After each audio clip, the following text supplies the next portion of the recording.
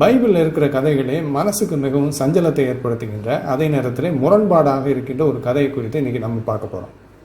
புதிய ஏற்பாட்டில் மத்தேயு, லூக்கா இந்த 2 புத்தகங்களில் மட்டும்தான் இயேசு கிறிஸ்துவனுடைய பிறப்பை பற்றிய குறிப்புகள் இருக்குது. ஆனால் அந்த 2ஐ எடுத்து பார்த்தோம்னா ஒன்றுக்கு ஒன்று முரண்பாடான கதைகளாக அது கொடுக்கப்பட்டிருக்கு. மத்தேயு 2ஆம் அதிகாரத்தில் பார்த்தோம்னா கிழக்கிலிருந்து சில ஞானிகள் எருசலேமுக்கு வர்றாங்க இயேசு கிறிஸ்துவை பார்ப்பதற்காக, குழந்தையாக இருக்கிற இயேசுவை பார்ப்பதற்காக. அவங்க வர்ற வழியில் அந்த தேசத்தின் ராஜாவாகிய ஏரோதுட்ட போய் யூதர்களுக்கு ராஜாவாக பிறந்தவர் எங்கே அப்படின்னு சொல்லி கேட்குறாங்க. இவங்க இப்படி கேட்ட உடனே ஏரோது ராஜாவுக்கு பயம் வந்துடுது, தன்னுடைய பதவி பறி போயிடுமோ அப்படின்னு. அதனால் புதிதாக பிறந்திருக்கிற அந்த இயேசு கிறிஸ்து என்கின்ற அந்த குழந்தையை தன்னுடைய எதிரியாக பார்க்குறாரு அந்த ராஜா. அதனால் அவர் என்ன பண்ணுறாருன்னா 2 வயதுக்குட்பட்ட குழந்தைகள் எல்லோரையும், அதாவது அந்த ஊரில் பெத்லஹேமில் இருக்கின்ற 2 வயதுக்குட்பட்ட குழந்தைகள் எல்லாரையும் கொலை பண்ண சொல்லி ஒரு கட்டளை பிறப்பிக்கிறார். இந்த நேரத்தில் இயேசு கிறிஸ்துவனுடைய வளர்ப்பு தந்தையாகிய யோசேப்புவுக்கு ஒரு கனவு வருது. அந்த கனவுல தேவதூதன் ஒரு எச்சரிக்கை கொடுக்குறார், இப்படி ஏரோது ராஜா கொலை பண்ண சொல்லியிருக்கான் அப்படின்னு. அதனால யோசேப்பு தன்னுடைய மனைவியாகிய மரியாளையும் இயேசு கிறிஸ்துவையும் கூட்டிட்டு எகிப்துக்கு தப்பிச்சு போயிட்டார். இவங்க அப்படி போனதுக்கப்புறம் ஏரோது ராஜா அந்த ஊரில் இருக்கிற குழந்தைகளை எல்லாம் கொலை பண்ணிடுறார். அதற்கு பிறகு பல நாட்கள் கழித்து ஏரோது ராஜா இறந்து விட்டார் என்கின்ற செய்தியை கேள்விப்பட்ட பிறகு யோசேப்பு தன்னுடைய மனைவியையும் இயேசுவையும் கூட்டிட்டு திரும்பவும் இந்த ஊருக்கு வரார், இஸ்ரவேல் தேசத்துக்கு. இது மத்தேயு சுவிசேஷத்தில் இருக்கிற கதை. ஆனால் அப்படியே நம்ம லூக்கா எழுதின சுவிசேஷத்தில் இருக்கிற கதையை பார்த்தோம்னா இதுக்கும் அதுக்கும் பல முரண்பாடுகள் இருக்குது. லூக்காவினுடைய கதையில் இப்படி குழந்தைகள் படுகொலை செய்யப்பட்ட சம்பவம் இல்லை, அவங்க எகிப்துக்கு தப்பிச்சு போன சம்பவமும் கிடையாது. ஏரோது ராஜா இயேசுவை துரத்தியதாகவும் ஒன்றும் சொல்லப்படலை. அவங்க யோசேப்பு, மேரி, இயேசு இவங்க 3 பேரும் எருசலேமில் இருக்கிற ஒரு தேவாலயத்துக்கு போய் அங்கே இருக்கிற யூத முறைமையின்படி சில சடங்குகளெல்லாம் செஞ்சு முடிச்சுட்டு அவங்க சமாதானத்தோட நாசரேத் என்கின்ற அவங்க சொந்த ஊருக்கு திரும்பி போனதாக லூக்கா எழுதியிருக்கார். இந்த 2 வித்தியாசங்கள் இருக்கு இல்லையா, முரண்பாடுகள், இது சாதாரணமானது கிடையாது. ஒருத்தர் பெரிய அளவில் குழந்தைகள் படுகொலை செய்யப்படுகின்ற ஒரு சம்பவத்தை எழுதியிருக்கார், எகிப்துக்கு அவங்க தப்பி போனதாக சொல்கிறார். ஆனால் இன்னொருத்தர் அந்த குடும்பம் ரொம்ப அமைதியாக எந்தவித பிரச்சனைகளும் இல்லாமல் வந்த வழியிலே திரும்பி அவங்க சொந்த ஊருக்கு போகிறதாக சொல்கிறார். 2மே சரித்திரபூர்வமாக உண்மையாக இருப்பதற்கு வாய்ப்பில்லை. அப்போது இந்த மத்தேயு புத்தகத்தை எழுதின ஆசிரியர் எதற்காக இப்படி மனதை உலுக்குகின்ற பயங்கரமான ஒரு சம்பவத்தை அவருடைய புத்தகத்தில் சேர்த்திருக்கார்? இதற்கான பதிலை நம்ம தெரிஞ்சுக்கணுன்னா பழைய ஏற்பாட்டில் இருக்கிற சில விஷயங்களையும் இந்த மத்தேயுவுக்கு இருந்த ஒரு நோக்கம், அதாவது தனிப்பட்ட முறையில் அவருக்கு இருந்த ஒரு நோக்கத்தை நம்ம புரிஞ்சுக்கணும்.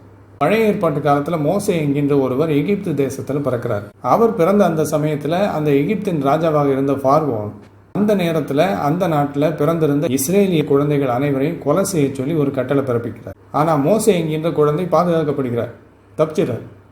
இப்போ இந்த கதையைத்தான் மத்தேயு எடுத்து அதற்கு ஒரு மறு வடிவம் கொடுத்து இயேசு கிறிஸ்துவை புதிய ஏற்பாட்டின் மோசையாக காட்டுறதுக்கு விரும்புகிறார். அதாவது மோசையை போல ஒரு தீர்க்கதரிசி வருவார் என்கின்ற தீர்க்க தரிசனம் இயேசுவின் மூலம் நிறைவேறியது அப்படின்னு காட்டுறதுக்காக அந்த பழைய கதையை எடுத்து அதற்கு மறு வடிவம் கொடுத்து ஒரு பொய்யான சம்பவத்தை உருவாக்கியிருக்கார். அதாவது பழைய ஏற்பாட்டிலே காட்டப்பட்டிருக்கிற ஒரு நிழல் புதிய ஏற்பாட்டில் இயேசு கிறிஸ்துவாக வந்ததாக இவர் திரித்து காமிக்க விரும்புகிறார். இப்படி அந்த பழைய கதையை எடுத்து மறு வடிவம் கொடுத்து மாற்றி காமிச்சு யூதர்கள் பல காலமாக எதிர்பார்த்து கொண்டிருந்த அந்த மேசியா தான் இந்த இயேசு என்று நிரூபிக்கிறதுக்கு விரும்புகிறார். சரி, இப்போது மத்தேயு இப்படி பழைய ஏற்பாட்டில் இருக்கிற ஒரு கதையை எடுத்து அதற்கு மறுவடிவம் கொடுத்து இவராக பொய் கதையை உருவாக்கி இருக்கிறார் அப்படின்னு சொல்லும் பொழுது கிறிஸ்தவ அறிஞர்கள் அதுக்கு என்ன விளக்கம் கொடுப்பாங்கன்னா, பழைய ஏற்பாட்டில் இதே மாதிரி ஒரு சம்பவம் இருக்குது அப்படிங்கிறதுக்காக மத்தேயு அதிலிருந்து எடுத்து மறுவடிவம் கொடுத்திருக்கார், பொய் கதை உருவாக்கி இருக்கிறார்னு எப்படி சொல்ல முடியும்? ஒருவேளை தேவன் பழைய ஏற்பாட்டு காலத்திலையும் அப்படிப்பட்ட ஒரு சம்பவத்தை நிகழ்த்த வைத்திருப்பார், புதிய ஏற்பாட்டு காலத்திலும் அப்படி ஒரு சம்பவத்தை நிகழ்த்த வைத்திருக்கலாமே அப்படின்னு கேட்பாங்க. இப்போ இவங்க கொடுக்குற விளக்கத்தை நம்ம ஏற்றுக்கிட்டோம் அப்படின்னா அது எதை நிரூபிக்குது தெரியுமா? இவங்க நம்புகிற கடவுள் ஒரு கொடுமைக்காரர் என்பதை தான் நிரூபிக்குது. அவருடைய திட்டம் நிறைவேறுவதற்காக அவர் ஒரு காரியத்தை மக்களுக்கு புரிய வைக்கிறதுக்காக பச்சிளம் குழந்தைகளை கொலை செய்கின்ற ஒரு கொடூர கடவுள் அப்படிங்கிறது தான் இதிலிருந்து தெரிய வருது. இது ஒரு தெய்வீக திட்டத்தின் வெளிப்பாடு இல்லை, இது ஒரு அரக்க குணத்தின் வெளிப்பாடு. இதை நம்ம சரியான கண்ணோட்டத்தோடு பார்த்தோம் அப்படின்னா மத்தேயு பழைய ஏற்பாட்டில் இருக்கிற ஒரு கதையை எடுத்து அவருடைய திட்டத்துக்கு ஏற்றபடி மாற்றி அமைச்சு தன்னுடைய சுவிசேஷ புத்தகத்தை வாசிக்கிறவங்க அவர் விரும்புகின்ற ஒரு காரியத்தை நம்புறதுக்காக இப்படி பண்ணியிருக்கார். உண்மையாக நடந்த ஒரு சம்பவத்தை அவர் எழுதலை. இது மட்டும் இல்லை, மத்தேயு தனக்கு இருந்த ஒரு திட்டத்தை நிறைவேற்றுவதற்காக இப்படி பழைய ஏற்பாட்டில் இருக்கிற ஒரு கதையை போல புதிய ஏற்பாட்டில் ஒரு கதையை உருவாக்கி இருக்கிறார் அப்படிங்கிற சரித்திர ரீதியான பிரச்சனை மட்டும் இல்லை. இதில் பழைய ஏற்பாட்டில் இல்லாத ஒரு தீர்க்க தரிசனம் புதிய ஏற்பாட்டில் இயேசு கிறிஸ்து பிறந்த பொழுது நிறைவேறியது அப்படின்னு சொல்லி மத்தேயு உருவாக்கின இன்னொரு கட்டுக்கதையும் இதோட சம்பந்தப்பட்டிருக்கு. இயேசு பிறந்ததுக்கு அப்புறம் அவருடைய வளர்ப்பு தந்தையாகிய யோசேப்பும் மரியாளையும் அவரையும் கூட்டிட்டு எகிப்துக்கு தப்பி போனதாக எழுதியிருக்கிறார் இல்லையா? இதுவும் பழைய ஏற்பாட்டில் இருக்கிற ஒரு தீர்க்க தரிசனத்தை நிறைவேறுதல் அப்படின்னு சொல்லி பொய்யாக சித்தரித்து காமிச்சிருக்கார் இவர் மத்தேயு. ஓசியா 11ஆம் அதிகாரம் 1ஆம் வசனத்தில் எகிப்திலிருந்து என்னுடைய குமாரனை வரவழைத்தேன் அப்படின்னு சொல்லி எழுதப்பட்டிருக்கு. அது ஒரு தீர்க்க தரிசனம் அப்படின்னும் அது இயேசு பிறந்த பொழுது நிறைவேறியது அப்படின்னும் இதே அதிகாரத்தில் மத்தேயு 2ஆம் அதிகாரத்தில் இன்னொரு பொய்க்கதையை உருவாக்கியிருக்கார். அதை பற்றி வேறு 2 வீடியோக்களில் ஏற்கனவே நம்ம விரிவாக பார்த்துருக்கோம். எப்படி பழைய ஏற்பாட்டு வசனத்தை மத்தேயு எடுத்து அதை கட் பண்ணி வெட்டி ஒட்டி எவ்வளவு மோசடி வேலைகளை செஞ்சுருக்கார் அப்படிங்கிறத அந்த வீடியோவில் நம்ம பார்த்தோம். சரி, இப்போ இந்த பிரச்சனைகள் மட்டுமல்லாமல் இந்த கதையில் இப்படி ஏரோது ராஜா அந்த ஊரில் இருந்த 2 வயதுக்கு உட்பட்ட குழந்தைகளை எல்லாம் கொலை செய்தார் அப்படின்னு சொல்லி மத்தேயு எழுதியிருக்கார் இல்லையா? இந்த கதை உண்மையாக இருக்கும் பட்சத்திலே கடவுளின் அநீதியை வெளிப்படுத்துது. இந்த பைபிளில் இருக்கின்ற தேவன் எப்படி அப்பாவி குழந்தைகள் பலியாவதற்கு கொலை செய்யப்படுவதற்கு காரணமாக இருக்கிறார், அவரே அந்த திட்டங்களை உருவாக்கி நடத்தி கொடுக்கிறார் அப்படிங்கிறத இந்த கதை வெளிப்படுத்துது. இதை நான் உண்மைன்னு சொல்லலை, உண்மையில் இப்படி ஒரு சம்பவம் நடக்கலை, இது மத்தேயு எழுதின ஒரு பொய்க்கதை. ஆனால் இதை உண்மைன்னு எடுத்துக்கிட்டோம்னா இந்த பைபிள் காட்டுகின்ற கடவுள் எப்படி கொடூரமானவராக குழந்தைகளை கொலை செய்கின்றவராக இருக்கிறார் அப்படிங்கிறத தான் இது வெளிப்படுத்துது. அது ஒரு முறை இல்லை, பழைய ஏற்பாட்டில் ஒரு தடவை நடந்திருக்கு, புதிய ஏற்பாட்டில் இன்னொரு முறை நடந்திருக்கு. இது எல்லாம் போக இந்த பிரச்சனைகளை மேலும் சிக்கலாக்கும் விதத்தில் மத்தேயு இந்த சம்பவம் ஒரு பழைய ஏற்பாட்டு தீர்க்க தரிசனத்தை நிறைவேறுதல் அப்படிங்கிறார். அதாவது இந்த குழந்தைகளெல்லாம் கொலை செய்யப்படுகிற இந்த சம்பவம் இருக்கு இல்லையா, இது பழைய ஏற்பாட்டிலே தீர்க்க தரிசனமாக சொல்லப்பட்டிருக்குது அப்படின்னு சொல்லி இன்னொரு பொய்க்கதையை உருவாக்கியிருக்கார். அதுக்கு ஆதாரமாக இவர் எரேமியா புத்தகத்திலே 31ஆம் அதிகாரத்தில் 15ஆம் வசனத்தை ஆதாரமாக காமிக்கிறார். மத்தேயு 2ஆம் அதிகாரத்தில் 17-18 வசனங்களை பாருங்கள். புலம்பலும் அழுகையும் மிகுந்த துக்கம் கொண்டாடலும் ஆகிய கூக்குரல் ராமாவிலே கேட்கப்பட்டது. ராகேல் தன் பிள்ளைகளுக்காக அழுது அவைகள் இல்லாதபடியால் ஆறுதல் அடையாதிருக்கிறாள் என்று எரேமியா தீர்க்கதரிசியினால் உரைக்கப்பட்டது அப்பொழுது நிறைவேறிற்று. அதாவது இந்த குழந்தைகள் எல்லாம் கொலை செய்யப்பட்டப்போ பழைய ஏற்பாட்டில் இருக்கிற அந்த தீர்க்க தரிசனம் நிறைவேறிடுச்சு அப்படின்னு சொல்கிறார். இப்போ பழைய ஏற்பாட்டில் எரேமியா 31ஆம் அதிகாரம் 15ஆம் வசனம் என்ன சொல்லுது பாருங்கள்.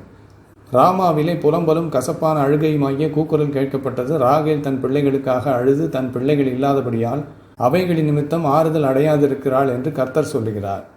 இதுதான் இயேசு கிறிஸ்து பிறந்த பொழுது நிறைவேறிடுச்சு அப்படின்னு சொல்லி மத்தேயு சொல்கிறார்.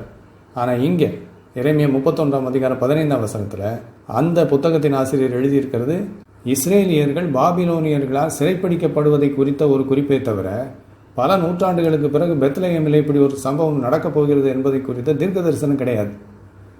ராமா அப்படிங்கிறது எருசலேமுக்கு வடக்கு பக்கத்தில் இருக்கிற ஒரு பகுதி, பெத்லகேமுக்கு பக்கத்தில் அது இல்லை. அப்போ எரேமியாவினுடைய அந்த வார்த்தைகளை எடுத்து அதை புரட்டி அதை ஒரு தீர்க்க தரிசனமாக தவறாக காட்டி அந்த தீர்க்க தரிசனம் புதிய ஏற்பாட்டு காலத்தில் இயேசு கிறிஸ்து பிறந்த பொழுது நிறைவேறியது அப்படின்னு சொல்லி பொய்யா சித்தரித்து காமிக்கிறார். இது தேவனுடைய வழிநடத்துதலின்படி எழுதப்பட்ட ஒரு புத்தகம் இல்லை. மத்தேயு தனக்கு சொந்தமாக இருந்த திட்டத்தை நிறைவேற்றிக் கொள்வதற்காக தந்திரமாக செய்த ஒரு வேலை. இப்போ இது எல்லாத்தையும் ஒரு பக்கத்தில் வச்சுட்டு இன்னொரு விஷயத்தை நம்ம கவனிக்கணும். அது என்ன அப்படின்னா, இந்த சம்பவம் இருக்கு இல்லையா, குழந்தைகளை ஏரோது ராஜா கொலை செய்த இந்த சம்பவம், இது எவ்வளவு முக்கியமான ஒரு சம்பவம் சரித்திரத்தில். அதுவும் இயேசு கிறிஸ்து பிறந்த பொழுது அவர் காரணமாக நடந்திருக்கு. இந்த சம்பவம் இந்த மத்தேயு எழுதிய சுவிசேஷத்தை தவிர வேறு எங்கேயுமே குறிப்பிடப்படலை. அந்த காலகட்டத்திலிருந்து எந்த வரலாற்று ஆசிரியர்களும் இதை பற்றி எழுதலை.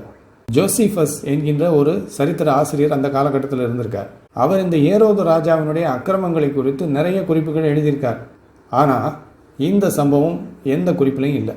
அந்த காலகட்டத்தில் இருந்த எந்த ரோம, யூத மற்றும் பிற புராதன சரித்திர ஆவணங்கள் எதிலையும் இந்த சம்பவத்தை குறித்து எந்த விதமான குறிப்புகளும் இல்லை. அப்போது இது மத்தேயு சுயமாக உருவாக்கிய ஒரு கதை என்பது இதன் மூலமாக நமக்கு தெளிவாக விளங்குது. இது எல்லாத்தையும் வச்சு பார்க்கும் பொழுது ஒரு விஷயத்தை நம்ம நல்லா புரிஞ்சிக்க முடியும். இந்த மத்தேயு புத்தகத்தை எழுதின அந்த மனிதர் நேர்மை இல்லாதவர். இயேசு கிறிஸ்து பிறந்த பொழுது ஞானிகள் வந்தாங்க, ஏரோதுகிட்ட பேசினாங்க. ஏரோது இப்படி ஒரு கட்டளை கொடுத்தார். யோசேப்பினுடைய குடும்பம் எகிப்துக்கு தப்பி போனாங்க. பிறகு ராமாவிலே அழுகுரல் கேட்டது என்கிற தீர்க்க தரிசனம் நிறைவேறியது. அதே நேரத்தில் எகிப்திலிருந்து என் குமாரனை வரவழைத்தேன் என்கிற அந்த தீர்க்க தரிசனம் இயேசுவின் மூலமாக நிறைவேறியது. இப்படி பழைய ஏற்பாட்டில் இல்லாத தீர்க்க தரிசனங்களை எல்லாம் தீர்க்க தரிசனம் என்று காட்டி அதெல்லாம் புதிய ஏற்பாட்டு காலத்தில் இயேசுவின் மூலமாக நிறைவேறியது அப்படின்னு பொய்யாக சித்தரித்து இயேசு கிறிஸ்து தான் யூதர்கள் எதிர்பார்த்து கொண்டிருக்கிற ஒரு மேசியா அப்படின்னு அவங்கள நம்ப வைக்கிறதுக்கு முயற்சி பண்ணியிருக்கார். அப்போது இந்த ஏரோது ராஜா அன்றைக்கு வாழ்ந்த 2 வயதுக்குட்பட்ட குழந்தைகளை எல்லாம் படுகொலை செய்தார் என்கின்ற இந்த கதை சரித்திரத்தில் உண்மையாக நடந்த ஒரு சம்பவம் அல்ல. இது மத்தேயு உருவாக்கிய ஒரு பொய்க்கதை. இதில் சரித்திர பிரச்சனைகள் இருப்பது மட்டுமல்ல, கடவுள் அநீதி உள்ளவர் என்பதையும் இது காட்டுகின்றது. அதையும் தாண்டி அந்த காலகட்டத்தில் வாழ்ந்த எந்த சரித்திர ஆசிரியர்களும் அவங்களுடைய குறிப்புகளில் இதை பற்றி ஒன்றுமே எழுதலை. அதுக்கு மேலே பழைய ஏற்பாட்டில் இல்லாத காரியங்கள் எல்லாம் இருப்பதாக இந்த மத்தேயு சித்தரித்து காமித்து யூதர்களின் பைபிளாகி அந்த பழைய ஏற்பாட்டையும் புரட்டியிருக்கார். மத்தேயு செய்த இந்த மோசடி வேலைகள் எல்லாம் பைபிள் என்பது தேவனுடைய வார்த்தை அல்ல, மனிதனுடைய தந்திரமான கைவேலைப்பாடு என்பதைத்தான் நமக்கு தெளிவாக காட்டுது. அப்போ ஒன்று, பைபிளின் கடவுள் குழந்தைகளை படுகொலை செய்கின்ற ஒரு அநீதி உள்ளவர் அப்படின்னு நம்ம புரிஞ்சுக்கணும். அல்லது இந்த கதை முழுக்க முழுக்க இந்த பைபிளின் ஆசிரியர்களால் உருவாக்கப்பட்ட கட்டுக்கதை என்பதை நாம் புரிஞ்சுக்கணும். எப்படி பார்த்தாலும் இந்த பைபிள் கடவுளின் வார்த்தை அல்ல என்பது நிரூபணமாகிறது.